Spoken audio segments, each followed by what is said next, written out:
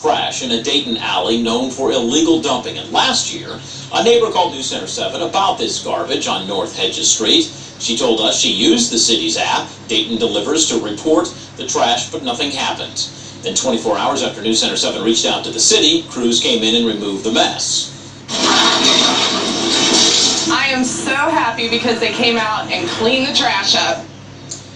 With this new trash, though, Dayton crews said they will have a cleanup crew out this week and will monitor this alley for illegal dumping in the future. City workers in Centerville are going to start going through people's trash to make sure they're recycling the right things. Now, this is part of a new recycling initiative. City leaders said 28% of what people send off in recycling cans is not actually recyclable. The top issues we're finding are plastic bags or bagged recyclables. Cans with what deemed unacceptable will get a note saying oops and explain what the problem is. Crews will not pick up that recycling that week, but will try again the following week.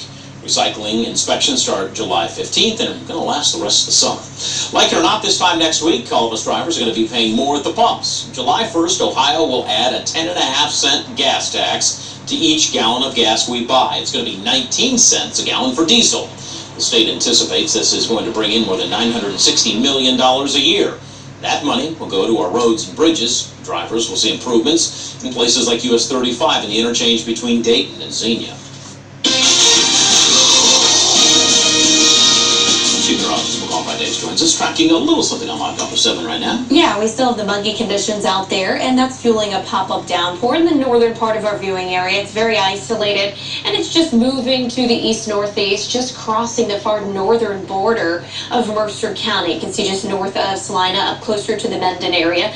And this downpour is actually moderate to even heavy at times. Pointing this out because as we head into the next several days with the heat and humidity in place, any downpour that bubbles up has the ability to produce locally heavy rain and some isolated gusty winds. So as we head into tomorrow, specifically keep in mind for the second half of the day that we may have similar pop-ups with a little bit more in the way of coverage. Currently, you can see cloud cover is starting to fill in off from the west, but other than that, we have a mainly dry forecast and a mainly dry evening across our area. Here's a live look outside over downtown Dayton. There's I-75 at US 35 and Route 4, should I say, and it is quiet for the most part. We're at 76 degrees. Dew point in the mid-60s, and that's key to tonight's forecast because dew point is keeping our muggy conditions in place, but it also doesn't allow your temperature to fall past the dew point, meaning through the night, we're only going to fall a few more degrees from where we currently are.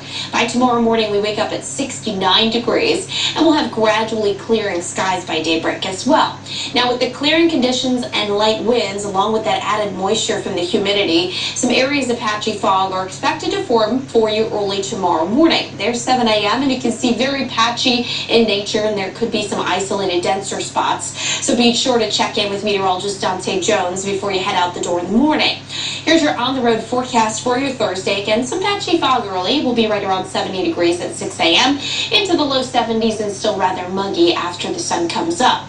Now, for the rest of the day tomorrow, it's going to get quite hot and humid. And because of those conditions, an air quality alert has been issued for Butler and Warren counties, meaning if you're someone that has respiratory issues, the elderly and the children, just make sure that they're limiting their time outdoors because it is going to be so hot that ozone layer is going to be a little bit thicker tomorrow, making it harder to breathe. If you can, carpool or avoid numerous trips to the stores or whatever your errands you have to do tomorrow. If you need to do them, do it early in the morning or late in the evening. And that goes as well for if you need to fill up the gas tank tomorrow. Try and do it after 8 p.m. When we look at Futurecast, we start out in the morning dry, again some patchy fog out there. Towards the afternoon, we have a mostly sunny sky by midday, and then those thunderstorms bubble up after lunchtime and through the sunset hour. After 9 p.m., we'll start to dry things back out once again. UV index will be very high, so along with taking breaks tomorrow because of the high heat, make sure you also have the sunblock on. Highs tomorrow, 88 degrees, but when you factor in the humidity, it's going to feel like the low to mid-90s. So quite impressive for us, and the first time really that we've seen temperatures that high. And we're going to keep this long stretch of high heat and humidity in the forecast through the upcoming weekend.